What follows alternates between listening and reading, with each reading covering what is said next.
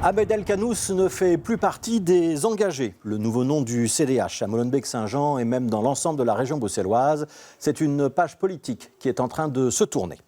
La décision d'exclure Ahmed El Kannous, c'est donc Maxime Prévost qui l'a prise et il s'en explique sur le site de la Libre Belgique, qui est le premier journal à avoir donné l'information. Des expressions publiques infondées et outrancières qui sont à l'opposé des valeurs qui sont les nôtres. Ce qui a été publié la semaine dernière m'amène à prendre acte qu'Ahmed El Kannous n'est visiblement plus en phase avec notre mouvement. Nous n'avons donc plus à cheminer ensemble, conclut Maxime Prévost. Alors ce qui est visé ici, ce sont des déclarations d'Ahmed El Kannous après que Véronique Lefranc ait décidé de quitter le parti des engagés. Elle a annoncé la semaine dernière qu'elle allait désormais siéger comme indépendante. On est nombreux à avoir tourné le dos au virage laïque. Certaines choses seront communiquées dans les semaines à venir. Mais si les sondages continuent comme ça, les engagés finiront dans les livres d'histoire.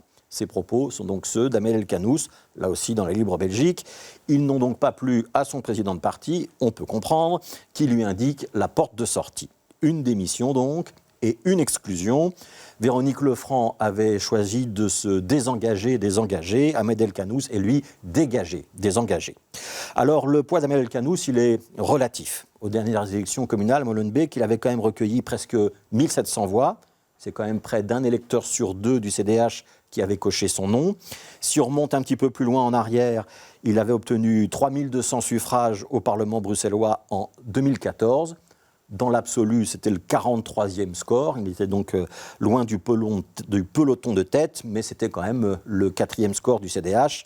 Derrière, Joël Milquet, Benoît Serex et Bertin Mampaka. À l'époque, Céline Frémaux s'était présentée à la Chambre. Milquet, Frémaux, voici donc des noms qui ne figureront plus sur les listes des engagés, ou en tout cas pas à des places très exposées. Quant à Bertin Mampaka, il a choisi d'aller voir si l'herbe était plus bleue ailleurs. Véronique Lefranc avait, elle, obtenu 1500 voix en 2019. Elle ne portera donc plus les couleurs du parti non plus. Et je pourrais encore vous parler de Francis Delperré ou de Joël Riguel. Regardez les scores électoraux des derniers scrutins pour les engagés ex-CDH. C'est faire la liste de ceux qui sont partis et ne reviendront plus. Il va donc falloir qu'Yvan Verhofstadt, le nouveau président des engagés en région bruxelloise, mette un sacré tigre dans son moteur électoral s'il veut pouvoir rivaliser avec tous ces anciens noms de la politique régionale.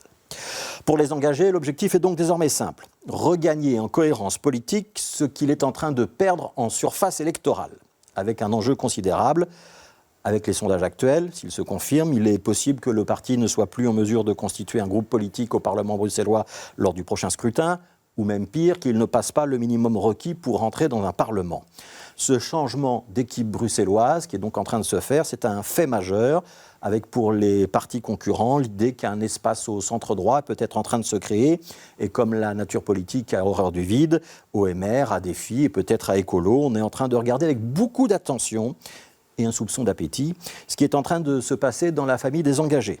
La campagne pour les élections de 2024 est bien en train de commencer.